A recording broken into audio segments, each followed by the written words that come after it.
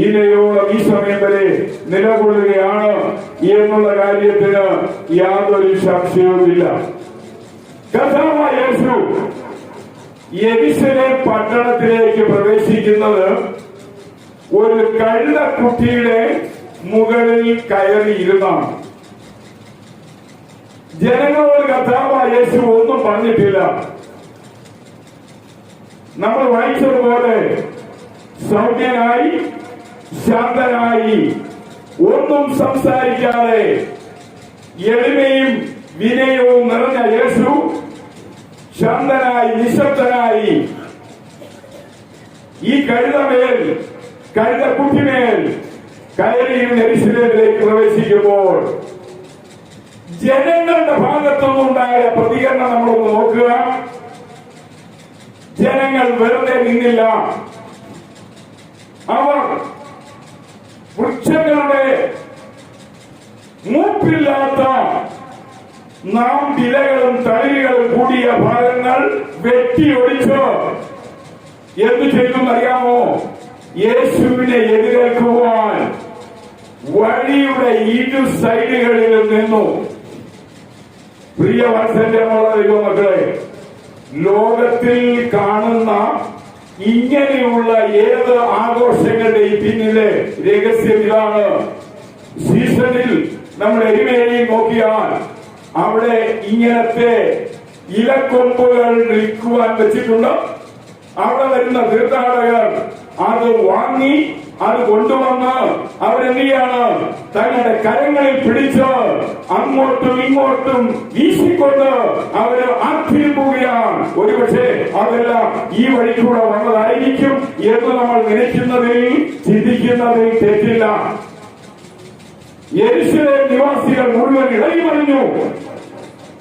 അവര് പറഞ്ഞൊരു വാക്ക്, ദാവീദിന്റെ പുത്രനായ യേശുവിന് ഹോസന്ന, ഹോസന്ന, ഹോസന്ന, ഹോസന്ന, ഹോസന്ന. ഈ പദങ്ങളെല്ലാം സുറിയാനി ഭാഷയിൽ നിന്ന് വന്നതാണ്. ഹോസന്ന എന്ന വാക്കിന് നൗസവസ്, ഇപ്പോൾ ഞങ്ങളെ രക്ഷിക്കണമേ എന്നാണ് അർത്ഥം. ദാവീദിന്റെ പുത്രനായി യെരൂശലേം പട്ടണത്തിന് നടുവിലേക്ക് പ്രവേശിക്കുന്ന നസ്രയനായ യേശുവേ, കാലങ്ങളായി അടിമത്വത്തിലും പ്രവാസത്തിലും സ്വാതന്ത്ര്യമില്ലാത്ത അവസ്ഥയിൽ കഴിയുന്ന ഞങ്ങളെ അങ്ങിപ്പോൾ തന്നെ രക്ഷിക്കണമേ എന്നർത്ഥം വരുന്ന ഓശാന പാടിക്കൊണ്ട് അവർ യേശുവിനെ പട്ടണത്തിന്റെ ഉള്ളിലേക്ക് ഹാർദമായി സ്നേഹത്താൽ മനസ്സിന്റെ അഗാധതയിൽ നിന്ന് അവരെ സ്വീകരിക്കുകയാണ്. അവസരമുള്ള ദൈവമക്കളെ, അങ്ങനെയെങ്കിൽ കർത്താവായ യേശു ഏത് മനുഷ്യന്റെയും രക്ഷകനാണ്, ഏത് മനുഷ്യന്റെയും പാപമോക്ഷകനാണ്. കർത്താവായ യേശു ഏത് മനുഷ്യനെയും വിടുവിക്കുവാൻ കഴിവുള്ളവനാണ്. അവൻ വിപ്ലവത്തിലൂടെയല്ല, യുദ്ധങ്ങളിലൂടെയല്ല, പ്രക്ഷോഭങ്ങളിലൂടെയല്ല, പ്രകടനം കൊള്ളുന്ന ഒരുവിധമായ പ്രവൃത്തി സംഭാഷണ പരമ്പരയിലൂടെയല്ല അവൻ രക്ഷകനാകുന്നത്. ശാന്തനായി, സൗമ്യനായി, വിനീതനായി, എളിമയുള്ളവനായി. അതുകൊണ്ടാണ് സുവിശേഷൻ പറയുന്നത്, അധ്വാനിക്കുന്നവരും ഭാരം ചുമക്കുന്നവരുമായുള്ളവരെ എന്റെ അടുക്കലേക്ക് വരുവീൻ, ഞാൻ നിങ്ങളെ രക്ഷിക്കാം. പ്രിയ വാത്സല്യമുള്ള ദൈവമക്കളെ, അങ്ങനെയെങ്കിൽ ഈ മിശിഹ യെരൂശലേം പട്ടണത്തിലേക്ക് പ്രവേശിച്ചു. ജനം പുലിത്തോലയുമായി, പ്രിയ വാത്സല്യമുള്ള ദൈവമക്കളെ, മരത്തിന്റെ നാം വഴങ്ങുന്ന ചില്ലികളുമായി അവനെ സ്വീകരിച്ചുവെങ്കിൽ ലോകമെമ്പാടുമുള്ള ക്രൈസ്തവ ആലയങ്ങളിൽ ഇന്ന് യെരൂശലേമിലെ അന്നത്തെ ഈ ജനം യേശുവിനെ സ്വീകരിക്കുവാൻ ഒടിച്ചു കൊണ്ടുവന്ന മരങ്ങളോ അതിന്റെ നാമടങ്ങുന്ന ശിഖരങ്ങളോ ഇല്ലാത്തതുകൊണ്ട് അത് വൃക്ഷത്തിന്റെ നാമ്പാണ്, നാം മടങ്ങുന്ന ഭാഗമാണ്. അതുകൊണ്ടാണ് നമ്മുടെ നാട്ടിലും ഈ ദിവസം കുരുത്തോല ഞായറാഴ്ച എന്നറിയപ്പെടുന്നത്. പ്രിയ ദൈവമക്കളെ, ഈ കുരുത്തോല നാം എന്ന് പറയുമ്പോൾ ഒരു കാര്യം അറിയണം, ഒരു വൃക്ഷത്തിന്റെ ജീവനാഡിയാണ്. ഇന്ന് വെക്കാൻ ഞാൻ പറയട്ടെ, നമ്മുടെ ജീവനെ കൊടുത്ത്, നമ്മുടെ ഹൃദയത്തെ കൊടുത്ത്, നമ്മുടെ മനസ്സിനെ കൊടുത്ത്, നമ്മുടെ മനസ്സാക്ഷിയെ കൊടുത്ത്, നമ്മുടെ ആത്മാവിനെ കൊടുത്ത്, നമ്മുടെ ആന്തരിക ഭാഗത്തെ കൊടുത്തുകൊണ്ട് വേണം കർത്താവ് യേശുവിനെ നമ്മൾ ജീവിതത്തിൽ സ്വീകരിക്കുവാൻ. അങ്ങനെയെങ്കിൽ വാത്സല്യമുള്ള ദൈവമക്കളെ, ജനമാർത്തിരമ്പി അവർ ചോദിക്കുകയാണ്, ഇവൻ ആരാണ്? ഇന്ന് കാലം അതിന് ചില മറുപടികൾ നമ്മൾ വേദപുസ്തകത്തിലൂടെ നോക്കാൻ പോവുകയാണ്. മേൻ ഓഫ് പവർ ഓവർ സിൻ, അവൻ പാപത്തിന്റെ മേൽ അധികാരമുള്ള യജമാനനായ മിശിഹയാണ്. ലൂക്കോസ് 7-ാം അധ്യായം 49-ാം വാക്യം വായിക്കുമ്പോൾ, ലൂക്കോസ് 7-ാം അധ്യായം 49-ാം വാക്യം വായിക്കുമ്പോൾ ഇങ്ങനെ വായിക്കുന്നു, അവനോടുകൂടെ ഭക്ഷണത്തിന് ഇരുന്നവർ പാപമോചനം പോലും നൽകുന്ന ഇവൻ ആരാണ് എന്ന് അന്യോന്യം ചോദിച്ചു. പ്രിയ ദൈവമക്കളെ, ഞാൻ നേരത്തെ പറഞ്ഞല്ലോ, രണ്ടു വാക്കുകൾ, ആസ്കിംഗ്, സേയിങ്. ഒന്ന് ചോദ്യമെങ്കിൽ ഒന്ന് പറയുകയാണ്. ഇവർ അന്യോന്യം ചോദിക്കുകയാണ്, ഇവൻ ആരാണ്? അവൻ ആരാണെന്നുള്ള ചോദ്യത്തിന് പാപത്തിന്റെ മേൽ അധികാരമുള്ള ഈ ലോകം കഴിഞ്ഞിട്ടുള്ള ഏക വ്യക്തി കർത്താവായ യേശുവാണ്. അതുകൊണ്ടാണ് യേശു പറഞ്ഞത്, ഭൂമിയിൽ പാപങ്ങളെ മോചിക്കുവാൻ മനുഷ്യപുത്രന് മാത്രമേ അധികാരമുള്ളൂ. ഈ ലോകം എത്രയോ വൻപന്മാരെ, എത്രയോ പ്രമാണികളെ, എത്രയോ പ്രമുഖന്മാരെ, എത്രയോ പണ്ഡിതന്മാരെ, എത്രയോ ഉന്നതന്മാരെ കണ്ടിട്ടുണ്ട്. എന്നാൽ അവർക്കാർക്കും പാപമോചനം നൽകുവാൻ, പാപപരിഹാരം നൽകുവാൻ, പാപത്തിൽ നിന്ന് വിടുതൽ നൽകുവാൻ കഴിഞ്ഞിട്ടില്ല. അങ്ങനെ കഴിഞ്ഞ ഒറ്റയൊരാളേ ഉള്ളൂ, ഒറ്റയൊരാളേ ഉള്ളൂ, ഒറ്റയൊരാളേ ഉള്ളൂ. അവനാണ് ഈ ദിവസം യെരൂശലേം പട്ടണത്തിലേക്ക് കരുണക്കുട്ടിയെ പ്രവേശിച്ച നസ്രയനായ യേശു. ഒന്നാമത്, ഇവൻ ആരാണ്? ഇവൻ പാപത്തിന്റെ മേൽ അധികാരമുള്ള മനുഷ്യനാണ്. രണ്ട്, മർക്കോസ് സുവിശേഷം 5-ാം അധ്യായം 29-ാം വാക്യത്തിൽ, മേൻ ഓഫ് പവർ ഓവർ സിൻ, അവൻ രോഗങ്ങളുടെ മേൽ അധികാരമുള്ളവൻ. 38 വർഷം ബെഥസ്ദ കുളക്കരയിൽ കിടന്നു. ഒരുത്തരും തിരിഞ്ഞു നോക്കാനില്ലായിരുന്നു. എന്റെ കർത്താവ് ആ കുളക്കരയിലേക്ക് ചെന്നു. ഇവൻ 38 വർഷമായി ഇങ്ങനെ കിടക്കുന്നു എന്നറിഞ്ഞിട്ടോ കർത്താവിനോട് ചോദിക്കുകയാണ്, നിനക്ക് സുഖപ്പെടുവാൻ ആഗ്രഹമുണ്ടോ? അവൻ പറയുകയാണ്, യജമാനനെ, വെള്ളം മാലാഖ കലക്കുമ്പോൾ എന്നെ കലങ്ങുന്ന ഈ കുളത്തിലെ വെള്ളത്തിലേക്ക് തിടുവാൻ എനിക്കാരുമില്ല. ഞാൻ അനാഥനാണ്. എന്റെ അപ്പൻ ആരാണെന്ന് അറിയത്തില്ല, എന്റെ അമ്മ ആരാണെന്ന് അറിയത്തില്ല, എന്റെ സുഹൃത്തുക്കൾ ആരാണെന്ന് അറിയത്തില്ല, എന്റെ രക്തബന്ധത്തിലുള്ളവര് ആരാണെന്ന് അറിയത്തില്ല. ഞാൻ ഈ 38 വർഷമായി അനാഥനായി, ആരുമില്ലാതെ, സൗഖ്യം പ്രാപിക്കാതെ, സുഖം പ്രാപിക്കാതെ, രക്ഷപ്പെടാതെ. ഇതാ എന്റെ അമ്മ ജനന സമയത്ത് എന്നെ ഒരു ചോരത്തുണിയിൽ ചുമന്ന് ഇവിടെ കൊണ്ട് കിടത്തിയെങ്കിൽ ആ അവസ്ഥയിൽ ഞാൻ കിടക്കുകയാണ്.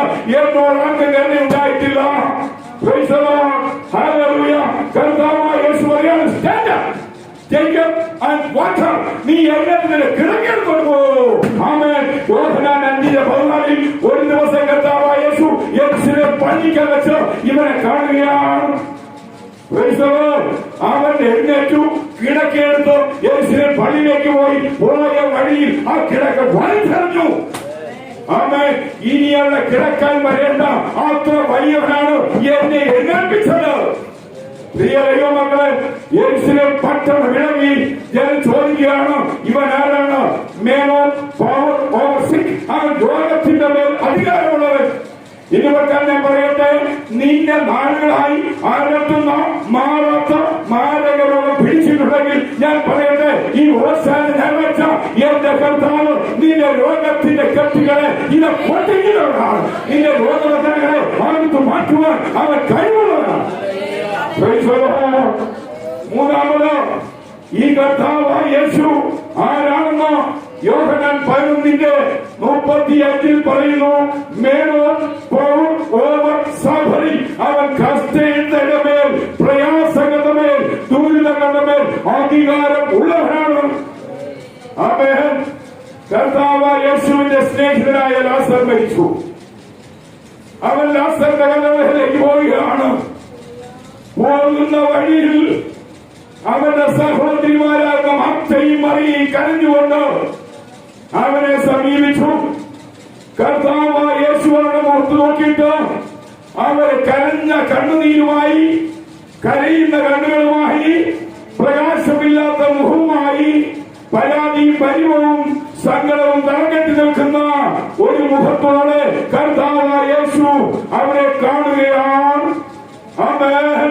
കർത്താവായ യേശു അവരോടൊപ്പം ലാസർ ഉറങ്ങുന്ന കല്ലറയുടെ പടിവാതിൽക്കലെത്തി. ലാസറിനെ കല്ലറയിൽ വെച്ചിട്ട് 4 ദിവസമായി എന്ന് പറഞ്ഞപ്പോൾ എന്റെ യേശു കണ്ണുനീർ ഓർക്കുകയാണ്. ആമേൻ, ആമേൻ, ആമേൻ. അവൻ എങ്ങനെയുള്ളവനാണ്? പ്രിയ ദൈവമക്കളെ, അവൻ കഷ്ടതയുടെ മേൽ അധികാരമുള്ളവനാണ്. ആമേൻ, ആമേൻ. അവൻ കഷ്ടതയുടെ മേൽ ശക്തനായ ദൈവമാണ് എന്നുള്ള കാര്യം മറക്കരുത്. പ്രിയ വാത്സല്യമുള്ള ദൈവമക്കളെ, രണ്ടാമത് യോഹന്നാൻ 11 അതിന്റെ 43 വാക്യം വായിക്കുമ്പോൾ പവർ ഓവർ ഡെത്ത്, അവൻ മരണത്തിന്റെ മേൽ അധികാരമുള്ളവനാണ്. ആമേൻ. അവൻ കല്ലറയുടെ അടുക്കലെത്തി കല്ലറയുടെ മൂടി മാറ്റുവാൻ പറഞ്ഞു. പ്രിയ വാത്സല്യമുള്ള ദൈവമക്കളെ, അവർ മൂടി മാറ്റിയിട്ട് അവൻ പറയാണ്, മിശിഹായെ, യജമാനനെ, 4 ദിവസമായി നാറ്റമുണ്ട്, മൃതശരീരത്തിൽ നിന്ന് ഗന്ധം വമിക്കുകയാണ്. ഒന്നുമില്ലായിരുന്നു. നിലത്തെ മണ്ണെടുത്തുകൊണ്ട് മനുഷ്യനെ നിർമ്മിച്ച നാസറേയനായ യേശുവിന്റെ മുന്നിൽ 4 ദിവസമായ അഴിഞ്ഞു നാറുന്ന ലാസറിന്റെ മൃതശരീരം ഒന്നുമല്ല. അവൻ പറയാണ്, ലാസറെ കം ഡൗൺ, നീ പുറത്തു വരിക. അവൻ ലാസർ പുറത്തു വന്നു. അവൻ നിസ്സാരക്കാരനാണോ? ഇതാ ഈ ഓശാന ഞായറാഴ്ച യെരൂശലേം പട്ടണത്തിലേക്ക് കഴുതക്കുട്ടിയുടെ മേൽ കയറിയ എന്റെ യേശു ഈ ലോകത്തിലെ ഒരു മനുഷ്യനെ പോലും അല്ല. ആമേൻ. പ്രിയ വാത്സല്യമുള്ള ദൈവമക്കളെ, യോഹന്നാൻ 11:28 വഴിയിൽ വെച്ചോ മറിയ യേശുവിന്റെ അടുക്കൽ ചെന്നു. യേശുവുമായി സംസാരിച്ചപ്പോൾ യേശു പറയാണ്, ഞാൻ തന്നെയാണ് പുനരുത്ഥാനവും ജീവനും, നീ പേടിക്കണ്ട. ആമേൻ. എന്നെ കേൾക്കുന്ന വാത്സല്യമുള്ള ദൈവമക്കളെ, പവർ ഓവർ റെസറക്ഷൻ, അവൻ പുനരുത്ഥാനത്തിന്റെ മേൽ അധികാരമുള്ളവൻ. എന്നെ കേൾക്കുന്ന ദൈവമക്കളെ, നമ്മൾ വിചാരിക്കുന്നത് പോലെ ഒരു ചെറിയ പെൻസിലിനും പേനായിക്കും നമ്മളെ സഹായിക്കുവാൻ മാത്രം മതിയായവനല്ല ഈ യേശു. നിന്നെ മരണക്കിടക്കയിൽ നിന്ന് എഴുന്നേൽപ്പിക്കുവാൻ, നിന്റെ കല്ലറയെ പേടിച്ച് നിന്നെ വിളിച്ചുണർത്തുവാൻ കഴിവുള്ള യേശുവാണിവൻ. അവസരമായി പീലാത്തോസിന്റെ ചേംബറിലേക്ക് നിൽക്കുകയാണ്. പീലാത്തോസ് ചോദിക്കുകയാണ്, നീ രാജാവ് തന്നെയോ? അവസാനം യേശു പറഞ്ഞു, ഞാൻ രാജാവ് തന്നെ. Man of power over this world. അവൻ ഈ ലോകത്തിന്റെ മേൽ അധികാരമുണ്ട്. ആമേൻ. 2 പത്രോസ് 3 അതിന്റെ 10 വാക്യം വായിക്കുമ്പോൾ, അന്ന് അവന്റെ നാളിൽ ആകാശം കൊടും മുഴക്കത്തോടെ ഒഴിഞ്ഞു പോകും, ഭൂമിയിലെ മൂലപദാർത്ഥങ്ങൾ കത്തി അഴിയും. ആമേൻ. എന്ന് പറഞ്ഞാൽ ഭൂമിയുടെ ഉള്ളിലുള്ള ഉൾക്കപോലും കത്തി അമരുന്ന സമയം എന്റെ കർത്താവിന്റെ ആഗമനത്തിൽ. അതുകൊണ്ടാണ് പറഞ്ഞത്, അവൻ ഈ ലോകത്തിന്റെ മേൽ അധികാരമുള്ളവൻ. പ്രിയ വാത്സല്യമുള്ള ദൈവമക്കളെ, നിങ്ങൾ ഇന്ന് ന്യൂസ് കണ്ടു കാണും. റഷ്യയുടെ തലസ്ഥാനമായ മോസ്കോയിൽ ചാവേറാക്രമണം, 143 പേർ മരിച്ചു. റഷ്യൻ പ്രസിഡന്റ് വീണ്ടും പറയുകയാണ്, ഒരു കുഴപ്പവുമില്ല. പ്രിയ വാത്സല്യമുള്ള ദൈവമക്കളെ, തന്റെ രാജ്യത്തിന്റെ തലസ്ഥാനത്ത് 143 പേർ കൊല്ലപ്പെട്ടു. താൻ പറയുകയാണ്, ഇതൊന്നും ഒരു കാര്യമല്ല. പ്രിയ വാത്സല്യമുള്ള ദൈവമക്കളെ, ഇത്രയും എല്ലാ രീതിയിലും പേരും പെരുമയും സപ്പോർട്ടുകളുമുള്ള ഒരു രാജ്യത്തിന്റെ തലസ്ഥാന നഗരി ചാവേർ കയറി ഇത്രയും ആൾക്കാരെ കണ്ണടച്ചു തുറക്കുന്നതിന് മുമ്പ് ഷൂട്ട് ചെയ്തുവെങ്കിൽ അവരെ കുറിച്ച് ഒരു തുമ്പും ആർക്കും അറിയത്തില്ല. ഞാൻ പറയട്ടെ, ഈ ലോകത്തിന്റെ മേൽ അധികാരമുള്ളവരെ യേശു മാത്രം. ആമേൻ, ഹല്ലേലൂയ. അങ്ങനെയുള്ള യേശുവിന്റെ മുൻപിൽ ഭൂമിയുടെ ഉൾഭാഗം പോലും പൊട്ടി പുറത്തേക്ക് വന്ന് കത്തി അമരും. ആമേൻ, മറക്കരുത്. ഈ അവസാന ഞായറാഴ്ച എന്റെ കർത്താവായ യേശു ചെറുകണ്ണുകുട്ടികൾ യെരൂശലേം പട്ടണത്തിലേക്ക് കയറിയപ്പോൾ ജനം ഇളകി ആർത്തിരിഞ്ഞ് ചോദിക്കുകയാണ്, ഇവൻ ആരാണ്? മറക്കരുത്, ഒന്നാമത് മേൻ ഓഫ് പവർ ഓവർ സിൻ, അവൻ പാപത്തിന്റെ മേൽ അധികാരമുള്ളത്. രണ്ടാമത് പറയാണ് മേൻ ഓഫ് പവർ ഓവർ സിക്ക്, അവൻ രോഗത്തിന്റെ മേൽ അധികാരമുള്ളത്. മൂന്നാമത് man of power over suffering, അവൻ കഷ്ടദുരിതങ്ങളുടെ മേൽ അധികാരമുള്ളവൻ. നാലാമത് man of power over death, അവൻ മരണത്തിന്റെ മേൽ അധികാരമുള്ളവൻ. അഞ്ചാമത് man of power over resurrection, അവൻ പുനരുത്ഥാനത്തിന്റെ മേൽ അധികാരമുള്ളവൻ. Finally man of power over this world, അവൻ ഈ ലോകത്തിന്റെ മേൽ അധികാരമുള്ളവൻ. അതുകൊണ്ട് ജനങ്ങൾ ചോദിച്ചത് നിസാരമല്ല. പ്രിയ ദൈവമക്കളെ, എല്ലാം അറിയാവുന്ന ബുദ്ധിമാന്മാരുടെ രാജ്യമാണ് യഹൂദ രാജ്യം, ഇസ്രായേൽ രാഷ്ട്രം. നമുക്കറിയാം, അവിടുത്തെ യഹൂദന്മാരാണ് ചോദിച്ചിരുന്നത്, ഇവൻ ആരാണ്? അവനെ എന്നെ കേൾക്കുന്ന വാത്സല്യമുള്ള ദൈവമക്കളെ, നിങ്ങൾക്കറിയാമല്ലോ, ആദ്യമായി അന്തരീക്ഷത്തിലൂടെ പറക്കുന്ന വിമാനം കണ്ടുപിടിച്ച റൈറ്റ് ബ്രദേഴ്സ് അമേരിക്കയിലുള്ളവരാണ്. ആ റൈറ്റ് ബ്രദേഴ്സിന് തങ്ങളുടെ മരണക്കിടക്കിൽ വെച്ച് പറയുന്ന വാക്ക്, ഇനി ഒരിക്കൽ ഇതേപോലെ ഒരു ഫ്ലൈറ്റ് പറപ്പിച്ചുകൊണ്ട് അന്തരീക്ഷത്തിലൂടെ ഞങ്ങൾക്ക് പോകുവാൻ കഴിയുമ്പോൾ ആ സമയത്ത് കർത്താവായ യേശുവിന്റെ ആഗമനം സംഭവിച്ചാൽ ഞങ്ങൾ ആ ഫ്ലൈറ്റ് ഭൂമിയിലേക്ക് ഉപേക്ഷിച്ച് കർത്താവിന്റെ അടുക്കിലേക്ക് പോകുമെങ്കിൽ. പ്രിയ വാത്സല്യമുള്ള ദൈവമക്കളെ, മനുഷ്യന്റെ വിശ്വാസത്തിന്റെ അന്തർധാരയത്രയും ഭയങ്കരമാണ്. ആകാശത്തിനപ്പുറം നമ്മുടെ കർത്താവിന്റെ തിരുസന്നിധിയിൽ നമ്മൾ ചെന്ന് ചേർക്കപ്പെടുന്ന ഒരു ദിവസമുണ്ട്. ആ ദിവസത്തിന് നമ്മളെ ഒരുക്കുന്ന കർത്താവ് അവൻ ശക്തനാണ്. അവൻ ഈ പ്രപഞ്ചത്തേക്കാൾ വലിയവൻ. അങ്ങനെയെങ്കിൽ പ്രിയ വാത്സല്യമുള്ള ദൈവമക്കളെ, എത്രയോ വലിയ മഹാന്മാര് ഈ ലോകത്തിലൂടെ കടന്നുപോയെങ്കിൽ അവരോട് ആരോടും താതാത്മ്യപ്പെടുത്തുവാൻ നമ്മുടെ യേശുവിനെ കൊണ്ട് കഴിയത്തില്ല. പ്രിയ വാത്സല്യമുള്ള ദൈവമക്കളെ, ഇങ്ങനെ പറയാറുണ്ട്, ലോകത്തെ പങ്കിട്ടെടുത്ത 4 വ്യക്തികൾ ലോകത്തിലുണ്ട്. ഒരു വ്യക്തി ആൽബർട്ട് ഐൻസ്റ്റീനാണ്. അദ്ദേഹം ഒരു യഹൂദനാണ്. അദ്ദേഹവും തന്റെ മരണക്കിടക്കയിൽ പ്രത്യാശയുടെ പരിപൂർണതയിൽ താൻ ഈ ലോകത്തിൽ നിന്ന് യാത്ര പോവുകയാണ്. താൻ പോകുമ്പോൾ താൻ പറഞ്ഞു, എനിക്കൊരു ജന്മവും കൂടി ഉണ്ടെങ്കിൽ ഞാൻ ഒരു അനുഭവം ഉണ്ടാക്കുന്ന ഈ ശ്രമം MC² ഉപജ്ഞാതാവായിരിക്കുന്നില്ല, ഞാനൊരു പ്ലംബറായി ജനിക്കുമെന്ന് അദ്ദേഹം പറഞ്ഞു. നശിക്കുന്ന ഒരു വസ്തുവിനെ നന്നാക്കുന്ന ഒരു മനുഷ്യനായി ഒരു പുനർജന്മത്തിൽ ഞാൻ വരുമെന്ന് ഐൻസ്റ്റീൻ പറഞ്ഞു വെച്ചു. പ്രിയ വാത്സല്യമുള്ള ദൈവമക്കളെ, തന്റെ ജീവിതത്തിലും തന്നേക്കാൾ വലിയവനായി താൻ ഒരാളെ കണ്ടുവെങ്കിൽ യെരൂശലേം പട്ടണത്തിലേക്ക് ഓശാന ദിവസം പ്രവേശിച്ച കർത്താവായ യേശുവാണ് തന്റെ ജീവന്റെ കേന്ദ്രം. പ്രിയ ദൈവമക്കളെ, ആൽബർട്ട് ഐൻസ്റ്റീനെ വെല്ലാൻ ഒരു സയന്റിസ്റ്റ് ലോകത്തിൽ ഉണ്ടായിട്ടില്ല, ഇനി ഉണ്ടാകാൻ പോകുന്നില്ല. അങ്ങനെയെങ്കിൽ അദ്ദേഹത്തിന്റെ പോലും പ്രത്യാശയുടെ അവസാന വാക്കിൽ അദ്ദേഹം പറയുന്നത്, ഇനിയൊരു ജന്മമുണ്ടെങ്കിൽ ഞാൻ ഒരു പ്ലംബറായി ജനിച്ച് നശിക്കുന്നവരെ നന്നാക്കും. പ്രിയ ദൈവമക്കളെ, ഞാൻ ഇങ്ങനെയാണ് വിചാരിക്കുന്നത്, ഹിരോഷിമയിലും നാഗസാക്കിയിലുമായിരിക്കും ഇനി ആൽബർട്ട് ഐൻസ്റ്റീൻ വരുന്നത്. അവിടെയുള്ള നശിച്ചതിനെ അദ്ദേഹം റിപ്പയർ ചെയ്യും. അങ്ങനെ പ്രിയ വാത്സല്യമുള്ള ദൈവമക്കളെ, നമ്മുടെ ദൈവം എത്ര വലിയ, ആ ദൈവം എത്ര മഹാനാണ്. അവനാണ് ഈ ദിവസം യെരൂശലേം പട്ടണത്തിലേക്ക് പ്രവേശിച്ചു. ജനങ്ങൾ അറിഞ്ഞുകൊണ്ടോ അറിയാതെ ചോദിച്ചു, ഇവൻ ആരാണ്? അങ്ങനെയെങ്കിൽ നമുക്ക് ഈ ദിവസം പറയാൻ കഴിയട്ടെ, എന്റെ ജീവന്റെ എല്ലാമായി ഞാൻ കണ്ടെത്തിയ ഒരുവനുണ്ട്.